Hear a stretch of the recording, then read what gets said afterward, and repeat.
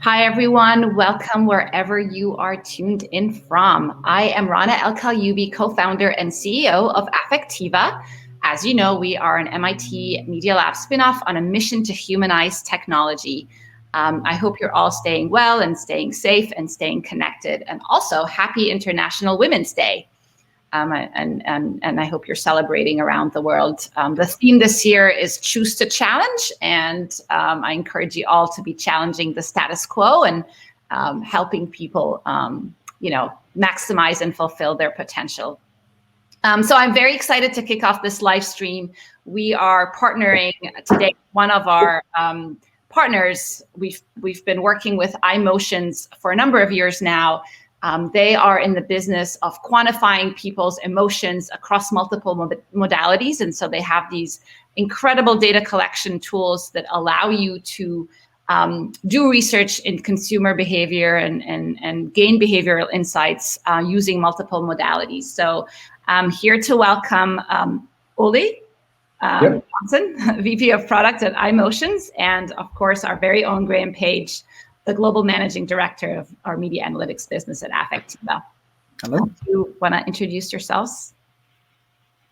Ollie, why don't you go first? Yeah, okay. Thank you. Thank you for the introduction, Anna.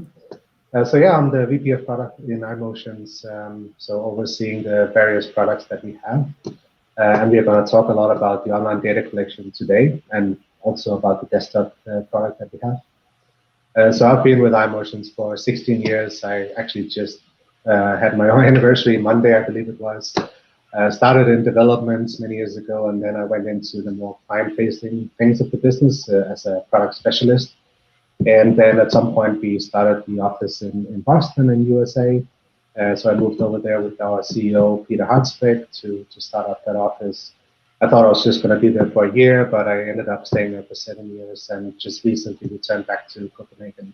I also work a lot on the partnership side of the business, and that's so I'm very familiar with Affectiva through many years. Actually, we started back in the day when you had the Q sensor, the wristbands. So we had clients asking for integration of the Q sensor into the iMotion software. So I was working with your team to get that happen. And then later we, of course, moved on to the facial expression engine that we have today. So I know Affectiva very well over many years. Great. Thank you. Great to have you. Graham? Yep, I'm Graham Page. I run the Media Analytics division here at Affectiva. So that's the part of the business that helps people in the marketing and market research sphere understand people's emotional responses to content, to experiences, and as part of interviews. I've been at Affectiva here for, I guess, a year and a half now, but prior to that, I was Affectiva's largest client at Cantar Millward Brown. I worked for many years in the neuromarketing industry, so was very familiar with the iMotions technology as part of that process, and have worked with the Affectiva technology obviously for many years as part of that. So yeah, I'm really glad to be here. Want to hear a lot more about how the iMotions technology is continuing to use the emotion AI that Affectiva brings. So yeah, looking forward to today. Yeah. So Ollie, maybe we start with that. Give us an example of some of the customers that iMotions have and how they use the iMotions platform and maybe also Affectiva's technology to drive insights. Yeah, absolutely. So, I mean, I think maybe it would be good just for people who are not familiar with iMotions to understand how it all works.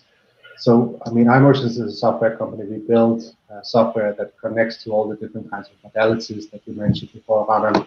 So it could be eye tracking, facial expressions, of course, physiological sensors like galvanic skin response and heart rate and so on. And then the software combines all the different modalities, synchronizes the data, and offers an analysis capabilities as well. So it's not just the raw data, you actually get ways to extract metrics and high-level insights from that data.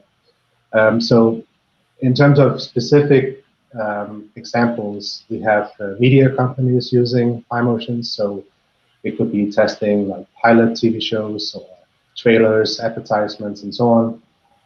And that would typically be a combination of eye tracking and facial expressions and perhaps galvanic skin response. But we also have a lot of clients in the academic space. So it can be anything from like basic psychology research, psychophysiology, into communications, marketing, and so on. So yeah, broadly speaking, we have a lot of different types of clients. So yeah, I think that answers your question, right? Yeah, one of my favorite common clients that we have together is UMass Boston, Professor Stephen Benoit, who uses the iMotions platform. He specializes in research around depression and mental health and actually suicidal intent. And I find his work fascinating. So he essentially, has this population that are at risk of suicide, and he's able to measure all sorts of modalities, as you said, including facial expressions and physiological responses, to flag who's at risk of becoming suicidal. And I think it's just very powerful work, and it's an example of the breadth, I guess, of applications of which the iMotions platform is being used. Yeah, absolutely. I know Stephen Benoit very well. Actually, we do have an additional client doing similar things, but in Europe. And it's interesting because it's on a prison population. So I don't remember which country it is, but there is a high risk of suicide in prisons, and there's research going on to understand the people in that condition, what triggers that kind of a decision. So it's one of the more interesting aspects of using the technology.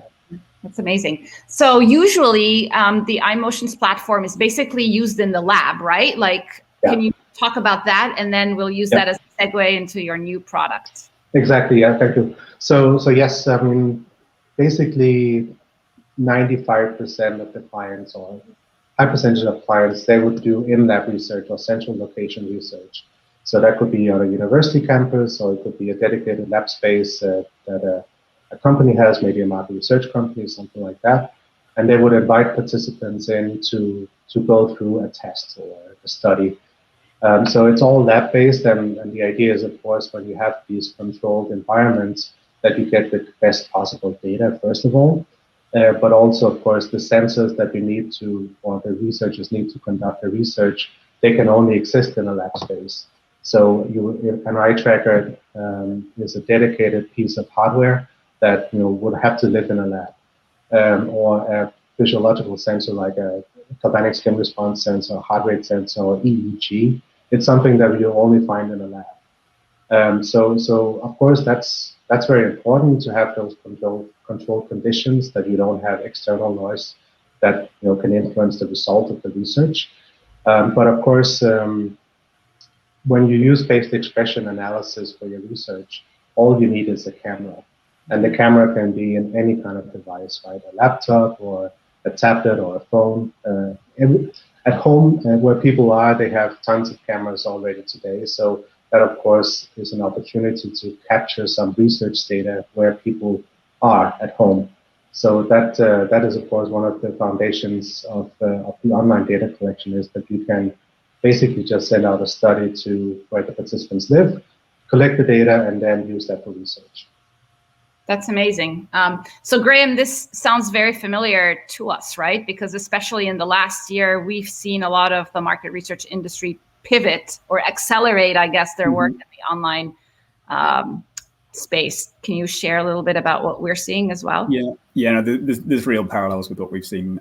And clearly, obviously, a lot of our technology was, I guess, originally envisaged to work in the kind of virtual environment where people are say, taking market research projects at home, but also clearly we've been used all over the world, including in the iMotions platform, for the kind of centralized data collection that Ollie talked about earlier. So we're lucky enough to see that the technology is flexible enough to work in either environment, but certainly COVID and the pandemic and the resulting lockdowns has just completely upended the way that a lot of market research is done. We've seen, as a consequence, actually, a huge kind of increase in interest among, for instance, the qualitative research community. So people who would typically do focus groups and get people together and kind of sit with them and really kind of be able to kind of look at them and understand not just what they're saying, but how they're saying it.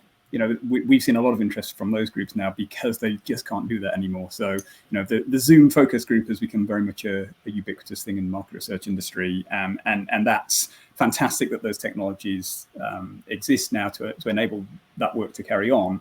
But it's clearly also been a bit of a barrier, I think, for a lot of qualitative researchers, because they lack a little bit of that feel. So we've definitely seen people come to us in much bigger numbers in the last year or so to try and get that sense of that emotional read rather more clearly from a virtual environment through the use of facial expression analysis. So yeah, it's had a big impact on the research industry, and we've seen that in the interest really in our technology.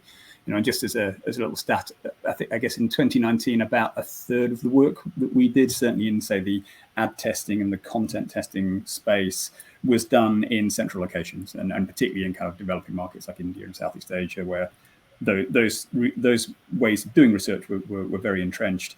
So about a third of that work was done in central location. Once the pandemic hit and as lockdowns bit, that dropped about 4%. So wow. and we've seen relatively little of that come back. So I think we're looking at some quite profound and long-lived changes, certainly in the research industry. Ole, so can you say a little bit about, is the online data collection tool a product that you had in the making pre-COVID, or was that a super quick response to the pandemic? Yeah, so that's actually a good question, because historically, iMotions, we have always defined ourselves as a research tool for in-lab, central location type of testing, where you get the best possible research data. And that's basically what we've been doing since day one. Occasionally, of course, there are some of the research that's taken out into the wild, but the main has always been in-lab research. So when the Corona happens, a lot of our clients actually came to us and said, we would really like to continue using iMotions, but we can't get our participants into the lab, obviously. And there was pretty much like a 90% drop in activity in terms of lab activities. So they came to us and said, why can't we somehow collect the data through a browser or something like that, where participants are at home, and then use the analysis tools that are already in the software we have today for analyzing the data that they would capture through the browser. And I think possibly we were a bit thick-headed initially, so we didn't think that the Corona would sort of be here for so long as it has. So we're like, it's gonna probably be over in a few months and we'll be back in business again. But of course, that's not what happened. But we had one particular client that was had a very good idea of sort of partnering to build a certain project, and that was University of South Florida. It was the Center for Marketing and Sales Innovation. And they had actually just recently received a big grant from an organization called, it was a Stop Smoking, Florida Stop Smoking, something like that organization. So that grant should go towards understanding how stop smoking advertisements work and if they're going to change behavior. But they were supposed to do that in lab, but then they thought, why not use some of this grant to build an online solution? So we did that actually in collaboration with USF in order for them to fulfill that research that they had to do for this project. So that actually started the whole online data collection product. And in a few months, we were actually able to build features enough to collect data through the browser. And all we needed was a way to present the stimuli, the images, the videos, the surveys, and so on, capture the webcam feeds, and then save that information, and then you could import it into your existing iMotion solution for post-processing of facial expressions. So that project was entirely based on self-reported facial expressions. And they were able to actually get some interesting findings that said something about how likely are participants to actually go to a website for stop smoking or share on social media these kind of messages of stop smoking. And they were able to predict, based on facial expressions and surveys, whether or not they were going to make this kind of action. So the combination of facial expressions and surveys was stronger than just a self-report alone. So I thought that was an interesting outcome of that. That's awesome. Yeah, I was going to turn to you. Yeah, there's definitely some parallels there as well with some of the broader work that we've been doing over the years. I mean, we've got a number of both kind of research agency clients that work with our technology, and obviously through them, some of the world's biggest advertisers work with our technology to pre-test a lot of the content that they then run on TV and online.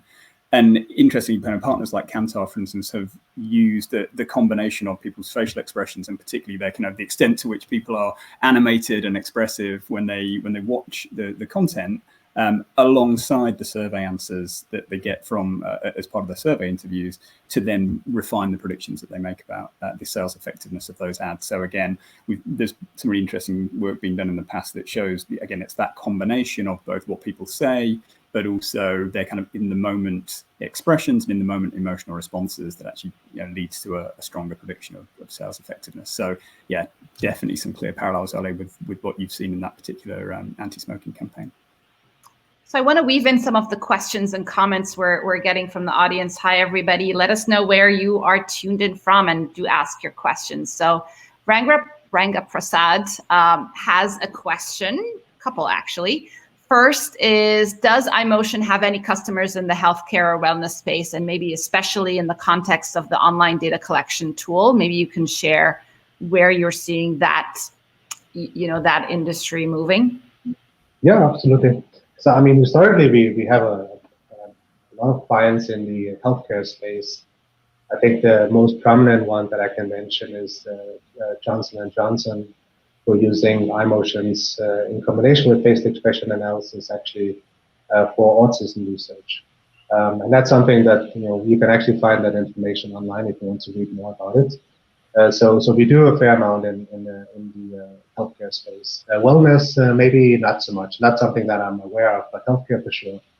But in terms of using it for online data collection and healthcare, there's certainly a lot of interest. Actually, I mean, the past many months during Corona, we actually got a lot of requests for using something like Affectiva to understand, let's say, patient-doctor interaction through online meetings, right? Because that's where things are going. Like telemedicine is really a hot subject right now, and because of Corona, but it was also before. And I think Corona definitely has accelerated the interest in how can you use tools like Affectiva to maybe diagnose or somehow get some additional insights in these kind of interactions online between patients and doctors, or therapists and patients. So I think that's definitely something we're going to see a lot more of in now and in the future. And we are here basically as a platform that allow you to experiment with this technology, right? So iMotions, we are a research platform. So if you have research to answer the question whether or not you can you can diagnose patients online, or you can get additional insights online, then we are the ones who can help you to answer that research question. And in case you actually figure out that it does make a difference, then the next step is, of course, to productize it somehow. So yeah, definitely. Yeah, that's really amazing, and I know we've seen a lot of the work you're doing in this space, and hopefully there's going to be even more. We've had partners look at the facial and vocal biomarkers of things like depression and anxiety and stress. And then in the telehealth space, I think iMotions can be super powerful, quantifying patient-doctor interactions that are now happening virtually, and maybe even doing A/B tests, right? So if the doctor's spending most of his or her time like looking down, how does that affect, how does that affect the patient outcomes versus if they're looking at the patient? And of course, you use eye tracking too. So bringing in eye tracking could be super powerful.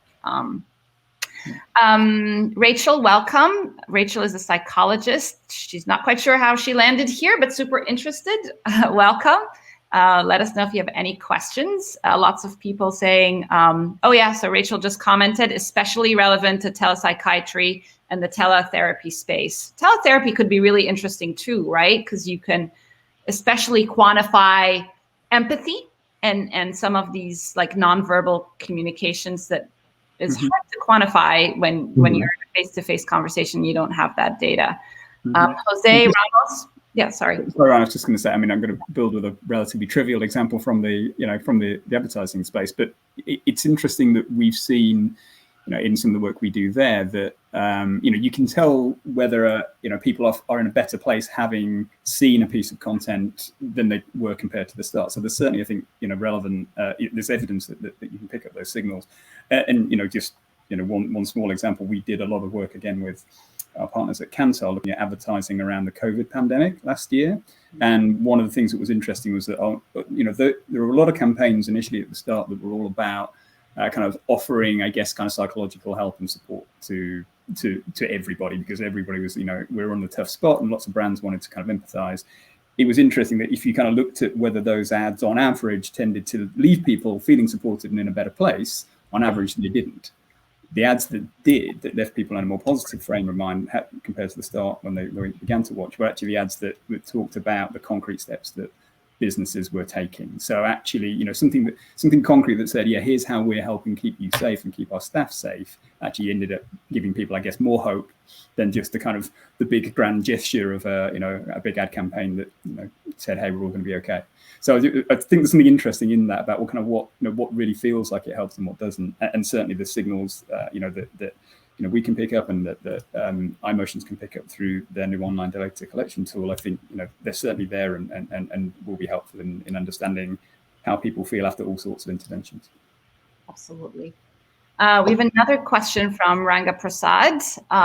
One of the key issues would be, how can representative data be collected from diverse parts of the world across diverse populations, including various races and ethnicities? And it would be good for both Affectiva and iMotions to comment on that. So let's get the iMotions perspective first on how you think about diversity. Yeah, absolutely. So, so online data collection, obviously, it enables you to collect data through a web browser. And internet is almost everywhere in the world. I guess since now we have Starlink, essentially it is everywhere in the world. So you could reach basically any kind of population anywhere in the world if you want to. So I think that's the foundation for getting out and getting all sorts of populations represented in your data set. So speaking from an iMotions perspective, we don't develop, let's say, the machine learning algorithms that build on top of that data, but we can help you to get the data, so that if you are someone who wants to develop certain algorithms to, let's say, diagnose people with autism or some other condition, then you could use the online data collection to collect the data from all sorts of populations, from all sorts of countries, which will generate a huge data set that you can then use for your machine learning activities afterwards. So that's how I see our role in that. Graham? Yep. I guess a couple of points to make. I mean, one is, the ubiquity of cameras now does mean that it is way easier to get to populations around the world that would, I think, even 2 years ago would have been harder to recruit for. So, I think that, the ubiquity of camera technology, particularly camera phones, makes data collection easier. But there are, of course, lots of cultural nuances that you then have to take into account. So again, that's where I guess our range over the years has become very helpful. So we have worked in over 90 countries around the world. We've got the kind of average response to content, if you like, from populations in almost all the kind of major markets that you can think of. So yes, absolutely, people are less expressive in certain populations. So you get a very different set of averages in Japan and Russia and Korea compared to Latin America and the US and so on. So having those, having that kind of depth of experience means that we can provide those contexts, and that's an important way of making a fair comparison across markets. But the second piece, again, is because of that breadth of data collection that we've had over the years, again, we can make sure that when we're training the algorithms, we're using a diverse population for training purposes, which means we can have a lot of faith in the accuracy of the facial classifiers across, again, different populations. So this isn't a system that, for instance, has just been trained on young white populations. It's been trained on populations from all over the world, and again, I think that makes a big difference in being able to get an accurate and representative view of people's responses pretty much anywhere. Which then ensures that the iMotions solution ultimately, is able to be deployed and used by customers all over the world. Mm-hmm. Exciting. So Jan has a question. What is the accuracy of the web-based eye tracking part of the iMotion solution? Can you comment on that? Yeah, of course. So yes, indeed, we do have webcam-based eye tracking, and it's a very recent addition to the online data collection. So we started out with the facial expressions, but then we added this webcam-based eye tracking later. It all depends on the conditions that the data was collected under. So there are a few caveats that I probably want to mention before talking about specific numbers. So webcam-based eye tracking is different from facial expression analysis because it does require the participants to be much more compliant with the instructions of sitting still during the recording. Facial expression analysis, Affectiviva's engine, is quite robust to movements, so you can have different angles, distances, and lighting conditions, and so on. But webcam-based eye tracking is very sensitive to lighting conditions and contrast and so on. And you can almost see it just from this live feed that the amount of pixels that represent my eyes is very small, so therefore it's much harder to get good accuracy with webcam-based eye tracking. If under ideal circumstances, I would say, you can probably expect, we have some numbers that point towards like 2 to 3 degrees visual angle accuracy precision, but that's under highly ideal circumstances. If you send it out to respondents in where they are in their natural habitat, so to speak, you're not going to see that kind of performance every day, unless you're very good at explaining the participants how to follow the recommended setup, like having enough light, sitting still in front of the camera, things like that. So that number is something you can achieve under ideal circumstances. Can you comment on, and Graham, you've done a lot of work in this too, the combination of using facial expressions with eye tracking? And maybe, I don't know if you have any examples to share on the power of combining these two modalities, if you like. Yeah, shall I quickly go first and hand over to Ole? I mean, certainly it's great, obviously, to know what people are, the way people are responding and how they feel when they're looking at the content they're looking at. But for certain circumstances, it's obviously hugely helpful to then also know where exactly on the screen they were looking. So in a lot of the work we do in understanding response to digital content that's in different social media feeds and so on, knowing whether that smile was because people were watching the content or actually were kind of looking somewhere else on the screen is really important. So combining those two things is very powerful in work we do in that regard. But Ollie, I'll hand to you. Yeah, I mean, I can add to my previous answer that if we can actually break the accuracy down into sort of horizontal and vertical accuracy. And it turns out that if you look at the horizontal axis, you can probably get better accuracy than the vertical axis because it's easier to see those sideways movements of the eye. And it's interesting because you can actually use that information to make a better research design that's fitted to the limitations of the technology. So if you are indeed interested in visual attention on a screen, on a stimulus, and you need to know what element attracts more attention, you can design your stimulus to be horizontally oriented more than vertically oriented, and for that reason you would get better data. That's not always possible, but in some cases it can be done. That's great. Jose has a comment. They, I guess, research dementia and Alzheimer's communications, and he's asking if some of the iMotions products could give insight into what some of these patients are saying. So Jose's contact information is on the LinkedIn feed. So if anybody from the iMotions side would like to get in touch, I'll let you guys do that. I would suspect that could be an interesting place to explore. Another question, Rachel says, do you have trouble finding experienced clinicians who are also interested in machine learning?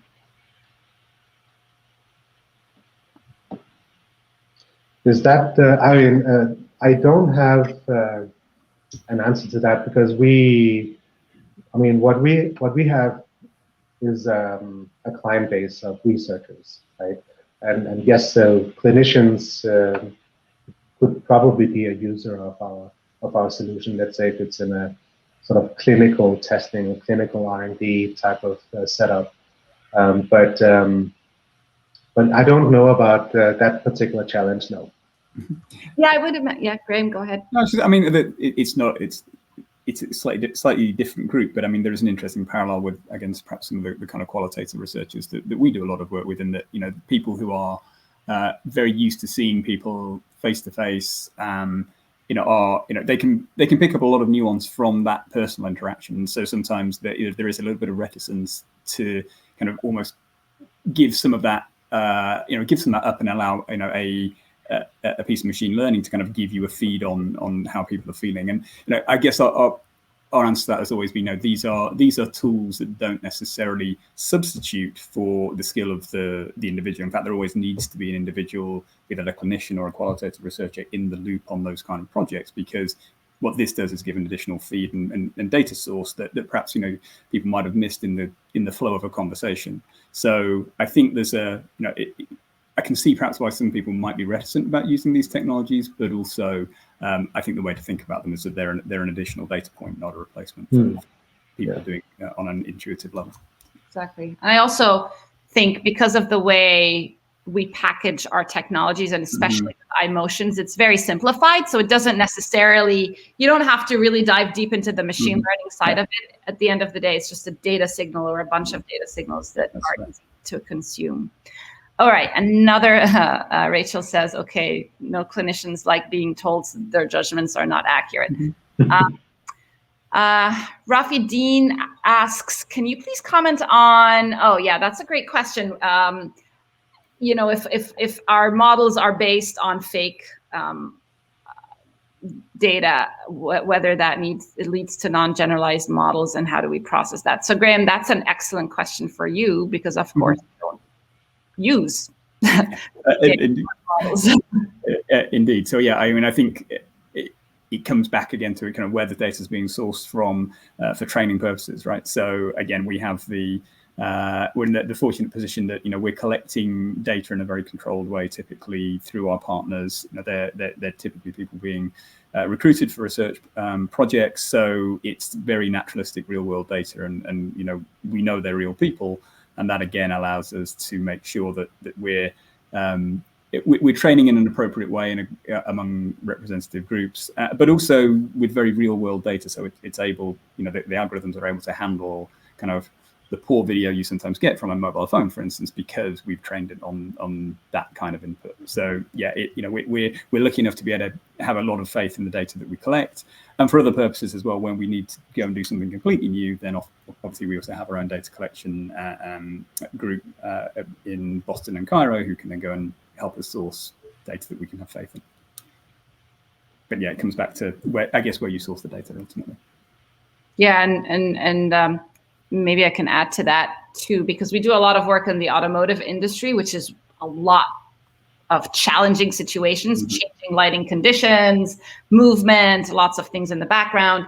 And so we have our own data collection teams, as Graham said, both in Boston and Cairo, and partners actually around the world, where we're able to tap into a very diverse, not just diverse set of humans, but also a diverse conditions for the data we use for training. All right, so I want to start wrapping up. I think the past year has shown us, obviously it's been challenging in all sorts of ways, but it has allowed for this accelerated pace of innovation and an accelerated pace of adoption of new technology. So I want to get both your thoughts on where you think the future is headed, especially around some of these research approaches and platforms. So who wants to go first? I can start.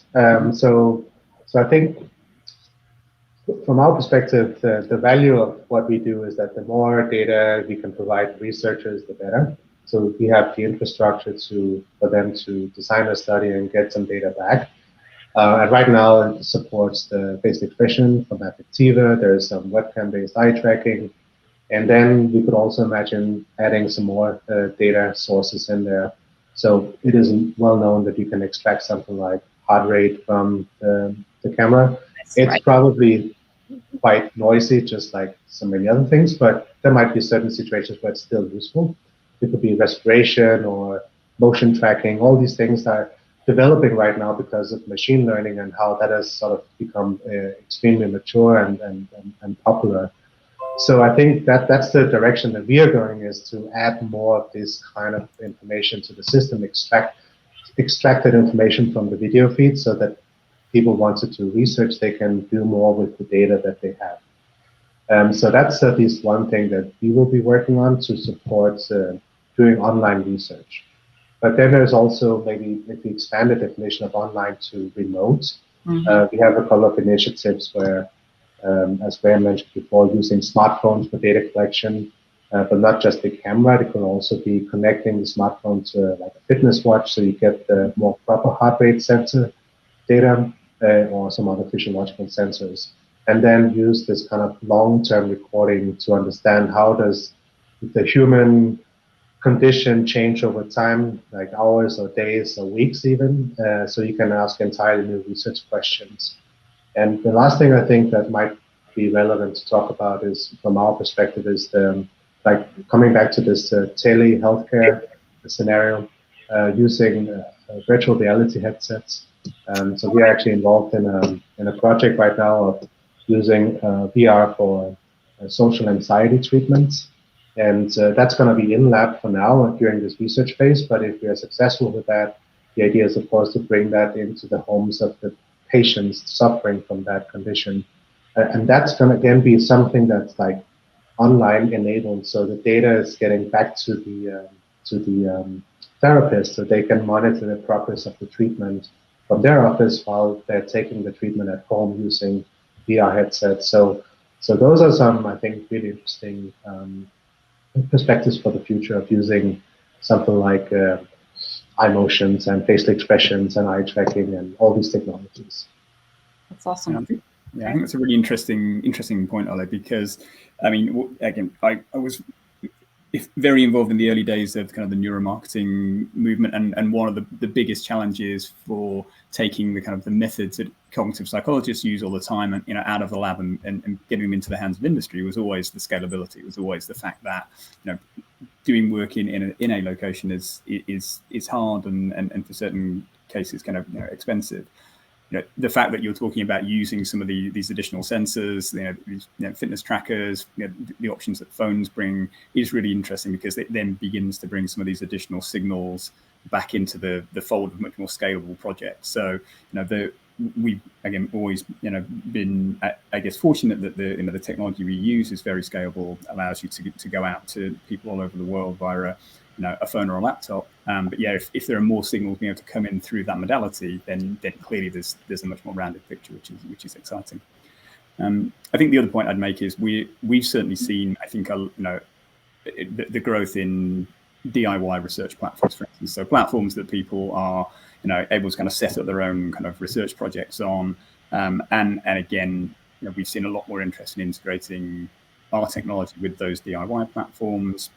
For some of our clients, quite a lot of their work is coming through those kind of platforms now, and I think this will accelerate because of the changes that people have had to make over the last 12 months. So some of those changes are absolutely here to stay, and I think we'll see a lot more people, I guess, using what might be considered more advanced, slightly scarier technologies like facial expression analysis, but within their own DIY projects. And again, I think things like the online data collection tool that you have, the kind of algorithms we have, I think are well suited to that future.